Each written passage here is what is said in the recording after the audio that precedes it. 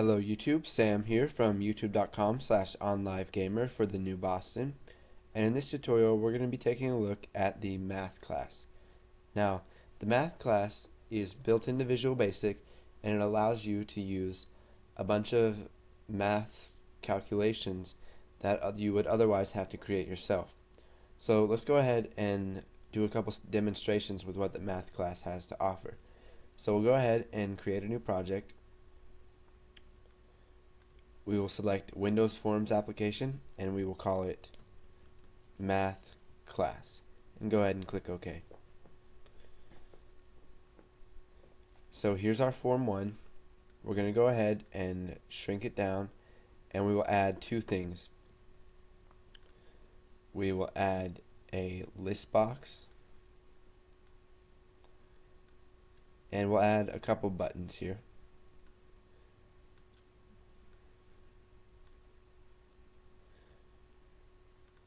Okay, so we'll go ahead and rename button 1 to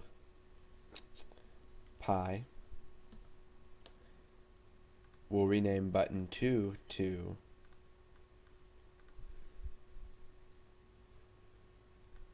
square root. So we'll just go ahead and type square root. And we'll name button 3 power. So let's go ahead and change the name field of some of these. So we'll type button pi, button square root,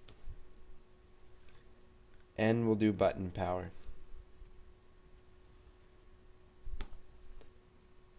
And we'll just leave list box 1 as the same name.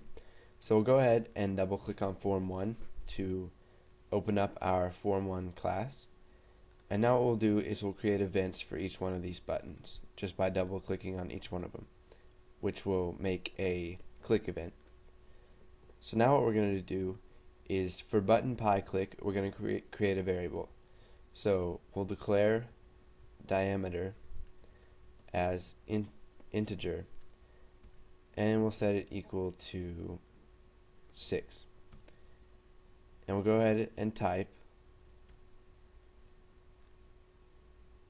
listbox1 dot items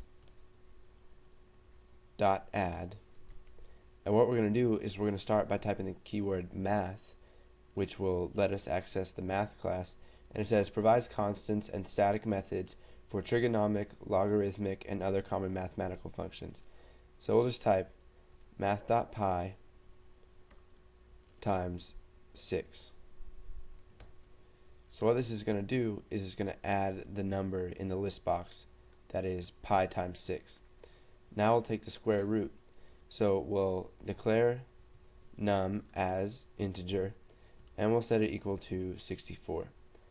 Then we'll type listbox1 dot items dot add, and we'll go ahead and type math dot square root, and we'll take the square root of 64.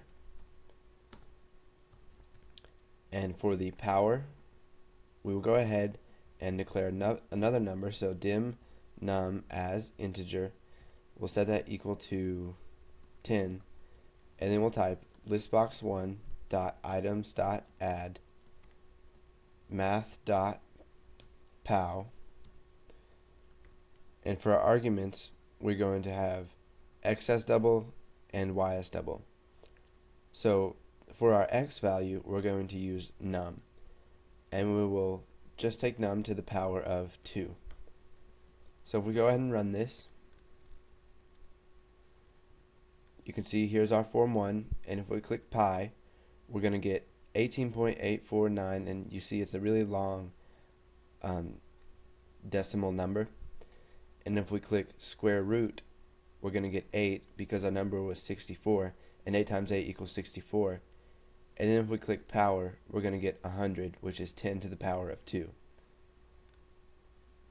Now let's go ahead and just add another button here, and this is just something I wanted to throw into this tutorial. So we'll go ahead and add it right there, and we will set the text value to clear. Now we'll come up here and we'll set the name value to button clear list. Now we'll go ahead and double click on this, and we will type listbox1 dot